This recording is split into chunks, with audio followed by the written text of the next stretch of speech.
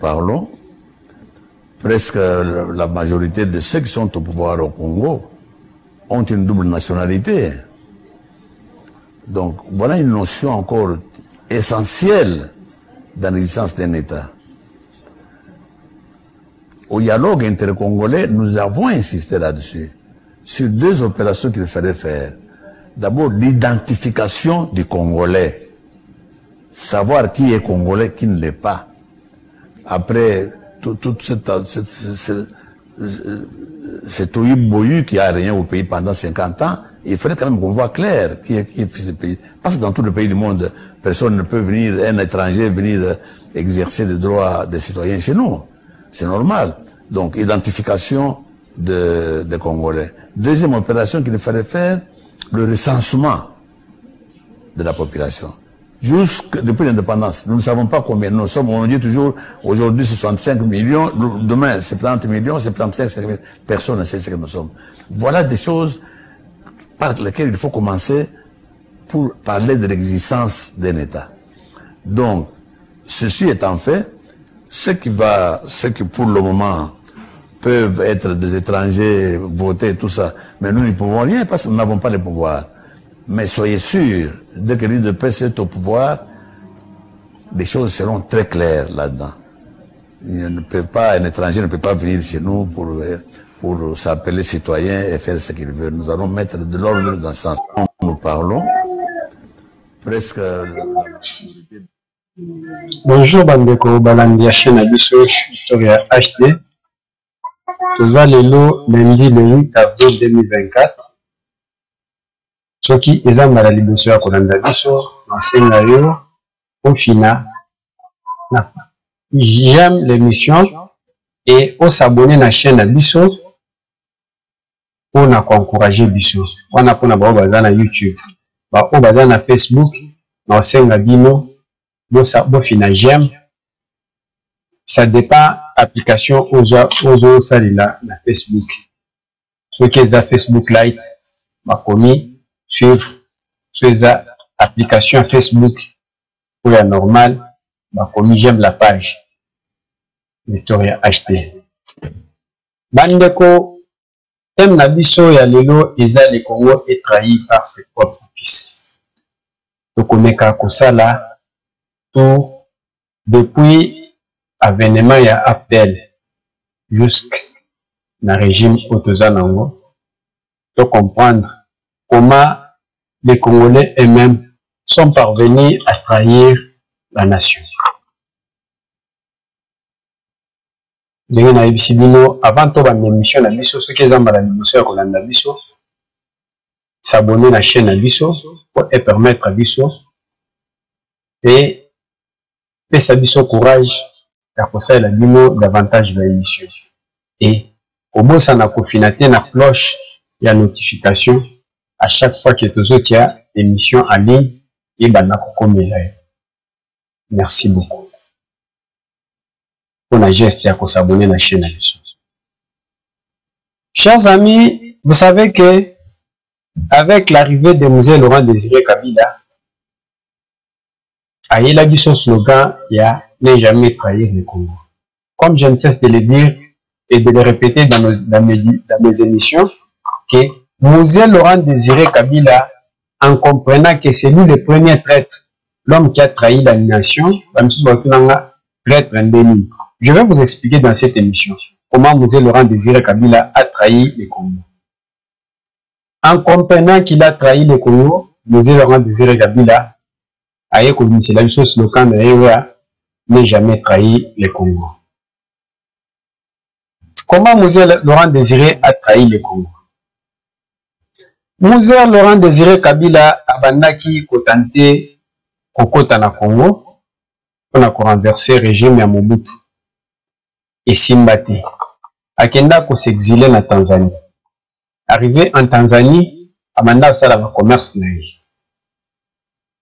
Seulement ces étrangers au balingi commettre à genoux le Congo, baké kozwa Musée Laurent Désiré Kabila na Tanzanie. Baye basangisi bango na oye moko abenga conglomérat des aventuriers pona koya kobundisa Congo. Sanisi Bango, avec le monsieur Sekiro, au Moussa Sungandu, Naba Moussous, et Kiri na Bangwana, Yabamakizar. Yakoti, sous le label, ya Afdel. CC et Zalaki, Rwanda Moutayana Bango. Ils ont trahi le Congo de quelle manière? Mouzé a trahi le Congo pour bâtir le Bosso comme un Congolais, pour nous convaincre les Congolais, que non, c'est un frère Congolais pour Azali Bosso, il y a Oyo et Zoleka, Azoya pour libérer les Congolais. Nous avons candé, pour Azalaki Liboso n'était pas un Congolais, nous avons dit au monde donc Bazouaki, et l'on n'a pas mandé Batiaki Liboso, mais au Bazalaki Sima, c'était des Rwandais. Vous vous souvenez que quand Mouzé est arrivé au pouvoir, à Kinshasa, après la prise de Kinshasa, je crois le 17 mai, Mouzé Kabila a sali gouvernement. Gouvernement Naïwana a nommé James Kabarebe, chef d'état-major général, a nommé Nakacha gouvernement Bizima Karara, ministre intérieur, a nommé Deo Gracias Bugera, Rwandais, ministre Affaires étrangères, a nommé Rwandais Belé na ba poste régalien. Ya Titi a yebisi que batu oyo na bango ce sont des étrangers. Bapesa yo faction na bango. Tofuta bango bazonga na mboka na bango. L'ivresse du pouvoir et salaki Mouzé. Mouzé a monique oyo ya Titi a yebisaka ye abandaki koyebisa ye ezalaki mabe. Il a préféré prendre Etienne Tshisekedi et l'envoyer à Kabeya Kamwanga. Appliquer méthode au Mobutu abandaki kosala ya kotinda ele korelégué na village natal. Mouzé appliquait même méthode. Atindi Mouzé na mboka na ye. Je me souviens à l'époque, Moutouaza, ministre de l'Agriculture, c'était Mawampanga, Mwana Nangai. Baké Kotika Mouzé, il y a Tikalina ba étranger. Voilà la prêtrise de Mouzé. Ces étrangers ont infiltré les institutions de la République. Imaginez une personne comme James Kabarebe, chef d'état-major, Azaki l'administration mobile. Il avait infiltré l'armée. Bakota bazo ba poste lié na kati armée. Force aérienne, force navale, force terrestre. Et les vrais Congolais qui étaient là, ces étrangers ont commencé à éliminer moko na moko. Vous vous souvenez que non? Les paracommandos, les généraux qui étaient avec Mobutu, batinda bango na Kitona, ke bake kopé sa bango, bake ko lave bango cerveau. Et belé bakufa na Kitona. Mouzé Kabila a humilité après 3 ans, Mouzé Kabila a koufi. A succédé et pas Joseph Kabila. Joseph Kabila est arrivé au pouvoir d'abord comme succession naïe. Au côté na pouvoir, c'était par un mécanisme non approprié. La constitution Oyo Mouzé Kabila bandaki osalela 4 papiers, j'ai ça ici, et prévoyait que en cas de décès ou d'un empêchement définitif, le président de la République sera remplacé par le président de l'Assemblée nationale ou Assemblée constituante. Qui était le président de l'Assemblée nationale, de l'Assemblée constituante? C'était Philomène Omatuku. Ndemutu Alingaki a remplacé Mouzé. C'est toujours les Congolais qui ont trahi leur propre pays. Au lieu d'appliquer texte au bazar nango, bazongi sa Philomène Omatuku. Babaluki, bakie kozwa Joseph. Aucun texte à l'époque de Mouzé. Et prévoyait que ceux qui Mouzé a couché moins dans le pouvoir. Mais c'est toujours avec l'aide des Congolais. Traître. Mais va tripoter, va changer, va Missi Mouzé et Joseph Kabila. Il a prêté serment. Quand on a prêté serment, il a prêté serment, moi, Joseph Kabila. Et on n'avait pas tiré l'attention. Après, tant le débat et bébé Libango, vous vous souvenez de la vidéo de Moumikena dans nos émissions de Tchakango, qui a dit que non, son nom, ce n'est pas Kabange. Moumikena na Baba Kyungu. Des Congolais de père et de mère. Mbeba ki atuna ki bango ke batwazo lo bagenga na za Rwanda. Na Katanga, ba mapasa babenga bango banai. Bango ba yebisi ke Kyungu na Kabange. Adi mbobo ke ndulukela nga kombo ya Kabange. Bakie kosala balukele kombo ya Kabange. Ba yeko pesa. Ce sont des Congolais de père et de mère. Après cela, Kabila a commencé à régner. Et tous ces secrets, nous les avons eu. Kaka na ba Congolais on attend ba kunu ke non, ba moni ke bazana baza trahi et pas Kabila. C'est Ngoumu Kena alors que Ngoumu Kena a écouté sa vérité.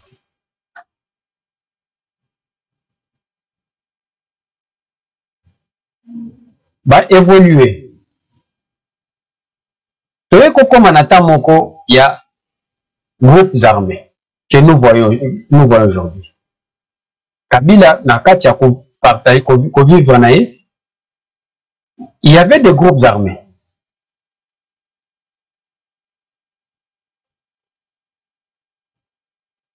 Oyo Mouzé Atika, les MLC occupaient l'Équateur, les grands Équateurs, Nandambo Kisangani, RCD KML, RCD Goma, RCD National, les Alaki côté à Est, Nord, Sud, Kivu, Maniema, Tanganyika, donc à l'époque, Ndambo Katanga, Nandambo Kasai. Ces groupes armés étaient dirigés essentiellement par les Congolais. Kakanenge RCD, Kakanenge Afdel Babanda. Des étrangers choisissent toujours des Congolais pour les manipuler et pour la trahison. Les RCD Goma étaient dirigés par Ernest Wamba Diawamba. Ernest Wamba Diawamba, un Congolais de souche de père et de mère. Tandis que l'armée qui combattait, c'était l'armée rwandaise. Les RCD-KML, dirigés par Moussa Nyamwisi Antipas, soutenus toujours par le Rwanda et l'Ouganda. Les RCD national, dirigés par Roger Lumbala, un Congolais de père et de mère, mais soutenu par le Rwanda. Les MLC, dirigés par un Congolais, soutenu par l'Ouganda. Ce sont des Congolais qui ont trahi.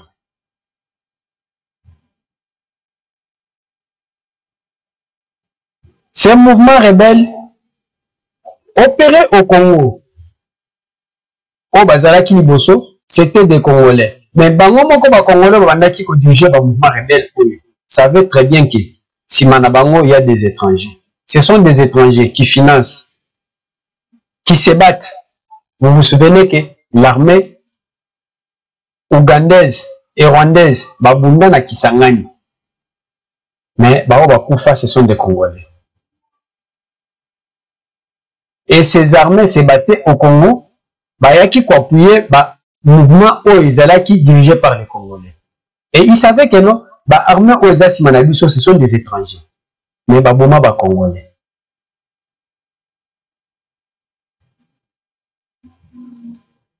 Les Congolais au service des étrangers.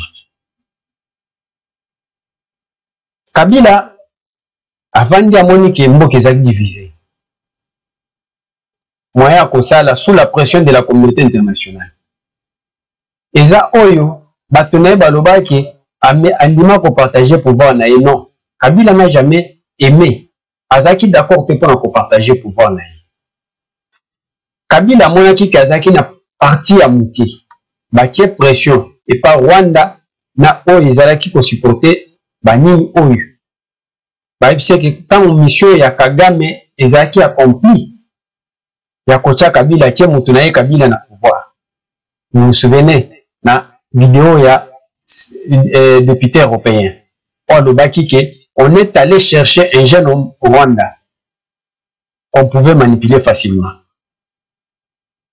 Tant on batie mutu na bango, batie Kabila pression pesier, ebise que non, il faut abenga ba groupes armés nyonso baya basolo. Ce n'était pas la volonté de Kabila. Pour preuve, ils sont arrivés à Sun City. Na répétango na kati ya ba émission. Babandi ko discuter ta na monaka, batunaye baloba Kabi ya chichi akenda ko kuta na ba Rwandais. Non, c'est le jour et la nuit. Kabila avait refusé le dialogue. Akenda ko ça la dialogue à Cascade na MLC na ba Congo Hotel Cascade. Raison est pour ça qu'il y a chichi qui a qu'elle me convaincre ba msusu na ke bazonga na Sun City où il a été trahi par les Congolais.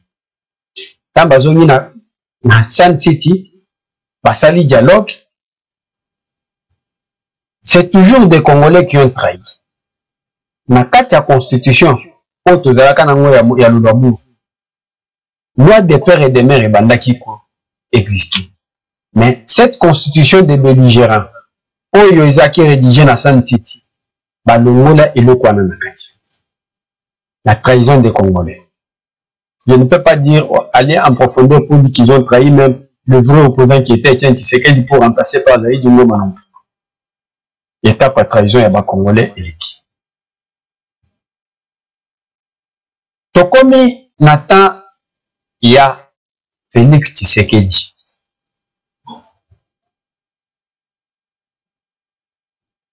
Tant que Kabila a le pouvoir, la majorité des Congolais babandaki koyemba. Il faut que Rwandais akende. Il faut mwana mboka zonga. Malamu atanzinzi ya Congolais a dirigé mboka qui est étranger. Tshisekedi est arrivé au pouvoir. C'est toujours des Congolais oyo babandaki koloba. Que le Congo est sous occupation. Les noms de bakomi siko ba changer langage. Nde bakomi ko ça la propagande ya Rwanda. Ce sont eux qui ont trahi. On ne se babandaki comme ça la discours. Il y a trahison à Congo. Nous devons rejoindre M23. Vous avez suivi, on a organisé d'ailleurs une émission sur les propos du cardinal Ambongo qui encourage la rébellion. Nakatia rébellion, on tue. Et ceux qui sont tués, Bazaba Toyo, Basalaki, Bazaki na Makambwana, les propos du cardinal Ambongo. Une trahison. Plusieurs fois, je l'ai expliqué dans mes émissions. Cardinal Ambongo qui fait partie de la Senko. La Senko qui est une structure de l'église catholique romaine. Cette église qui est financée par les Européens. Les Européens ou les Occidentaux qui financent l'église catholique sont ces Occidentaux-là qui financent les groupes armés qui punissent à l'Est. Sont ces Occidentaux-là qui financent le Rwanda.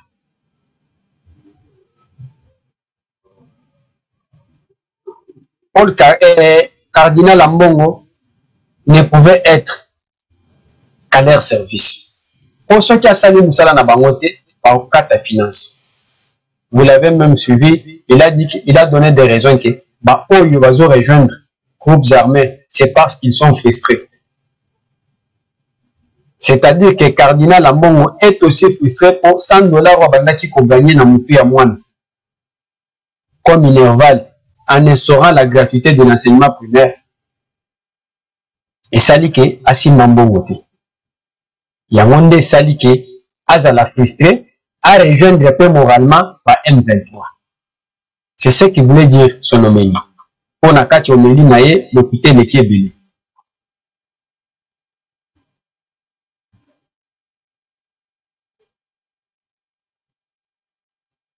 Ceux qui rejoignent la rébellion sont des frustrés. J'ai posé la question au cardinal Ambongo. Pendant les 18 ans de Kabila, il n'a jamais partagé le pouvoir et les gâteaux au Yozobenga avec la vraie opposition non armée, entre autres l'IDPS. On a mis l'IDPS à Sima Mandoukite. On a mis encouragé l'IDPS à Sima Mandoukite. Il y a même des combattants de l'IDPS. Baboukson, Batoumama na permanence à l'IDPS. Ce n'est pas une frustration. Ce sont des gestes. Ce ne sont pas des gestes qui blessent. On a mis l'IDPS à Sima Mandoukite. Pour encourager été qu'à Sima Mandoukite.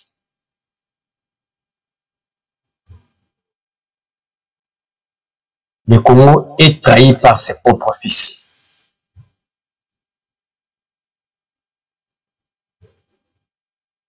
Corneille Nangaa aujourd'hui a qu'à rejoindre rébellion.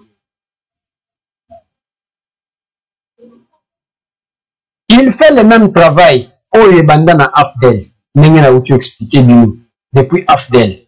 C'est toujours des Congolais qu'on place devant. Je vous ai expliqué dans l'émission. Pourquoi Nangaa est placé devant? Les Rwandais, tant ou babandaki, bamonaki keno, Félix Tshisekedi, abandaki, dérwandalisation, il y a des institutions.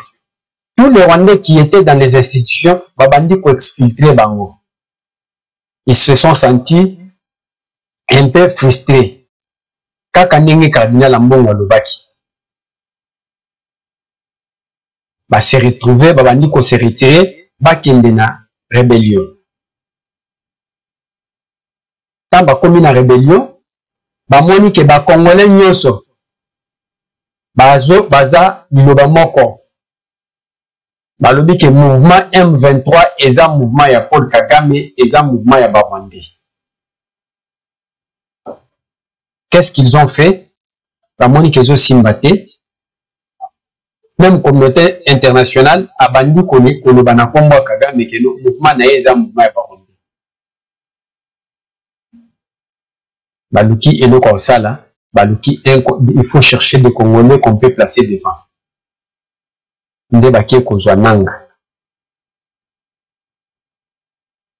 Une marionnette au bâti liboso. Vous vous souvenez de Nangaa?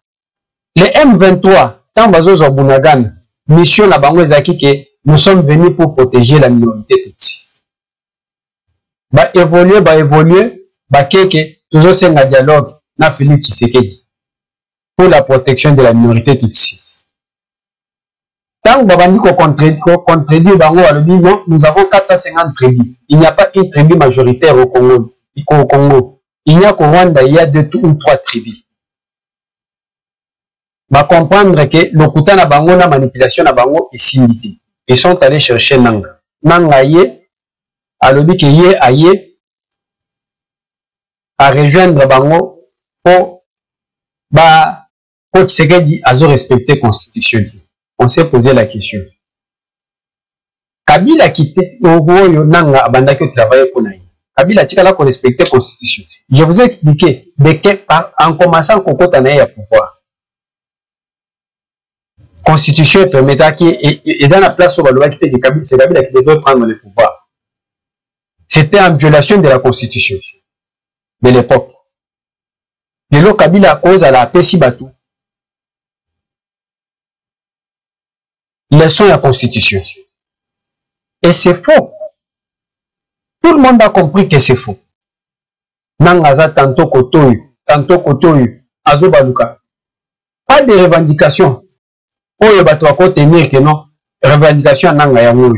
Et quand on regarde Corneille Nangaa, on voit que non, il a des messages. Raison pour laquelle Bazo PC crédité. J'ai vu Jean-Jacques Mamba, na Belgique, a dit que non, moi je ne suis pas un rebelle. Je fais ce qu'Étienne Tshisekedi avait fait. D'aller rejoindre les RCD. Tshisekedi n'était pas le Sphinx. n'était pas parti rejoindre les RCD. Je l'ai expliqué maintes fois. Etienne Tshisekedi était allé convaincre les RCD pour bazonga na dialogue intercongolais. Otobengaki, Obasalaki, ASVD. Alliance pour la sauvegarde du dialogue intercongolais. Comme on a mwana Jean-Jacques Mamba alobela kiango. ASVD. Alliance pour la sauvegarde du dialogue intercongolais. Pour qu'on sauvegarde le dialogue congolais, ebota 1+4. Akendaki kosala Alliance Fleuve Congo te, alata tenite. Ya tichatika lolata tenite. Tango convaincre bango, Kabila a abandonné le schéma naye ya dialogue à cascade, ils se sont retrouvés encore à la table de négociation en Afrique du Sud, à San City. Dialogue est continué. Chibayeko dribbler le sous. Ce qui est différent de Corneille Nangaa qui est allé porter les tenues et devenir un rebelle pour combattre les Congos. Voilà comment les Congolais ont trahi les pays. Et jusqu'à présent, ce sont des Congolais qui trahissent les pays, leur pays.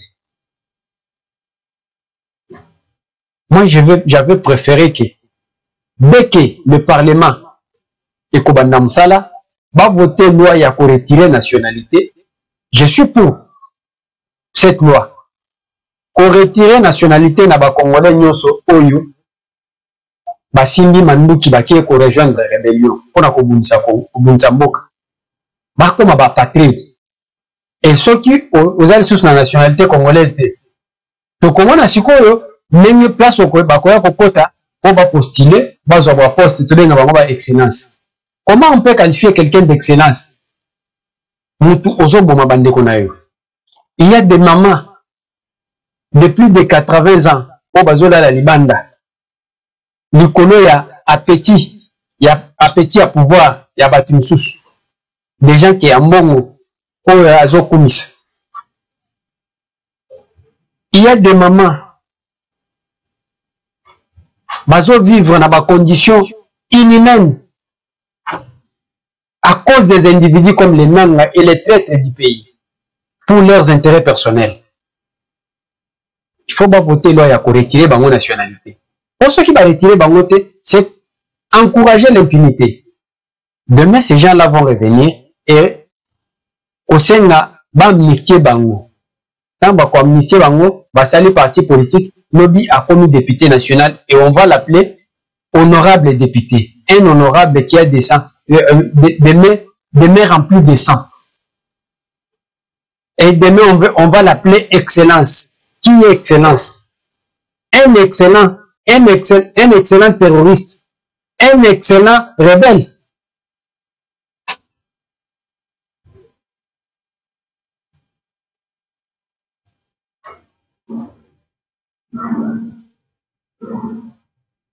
Aujourd'hui, Eric Kouba, qui a cité Kabila et John Numbi.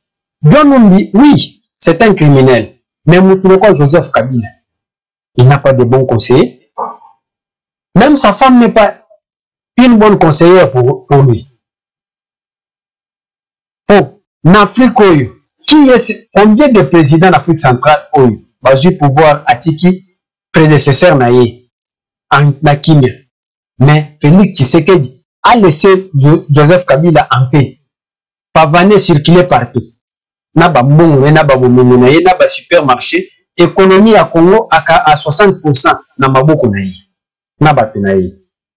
Et Moutouana Vandi aye kolinga azot l'intention à kozonga lisusu na pouvoir. Et après, en écoutant son épouse, que Nengazo qui a l'inga na pouvoir. Côté Msusu, a dit que non, c'est lui le père de l'alternance. Que je considère comme une alternance empoisonnée. Et je suis perdu. Je suis perdu.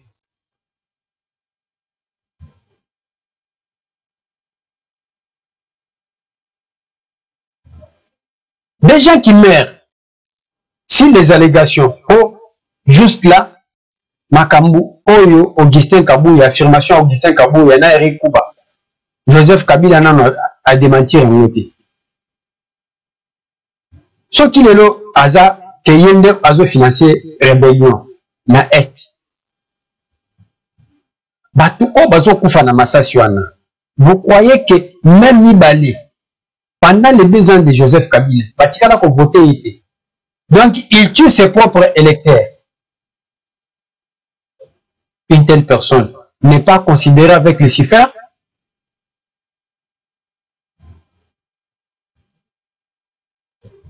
Restons vigilants. Restons vigilants et dénonçons les traîtres qui sont tout autour de nous. Vous savez que pendant ces 30 ans, le Congo a été infiltré pendant 30 ans. Ces gens-là sont au milieu de nous, sont avec nous. Ils ont pris nos identités. Bah, comme Nabikolo Nabiso, Babotina Bana Nabiso, Babotina Nabandeko Nabiso. Restons vigilants. Je crois que nous avons consommé presque notre temps. Tokotani Lobby, Nakati émission. Ciao, merci.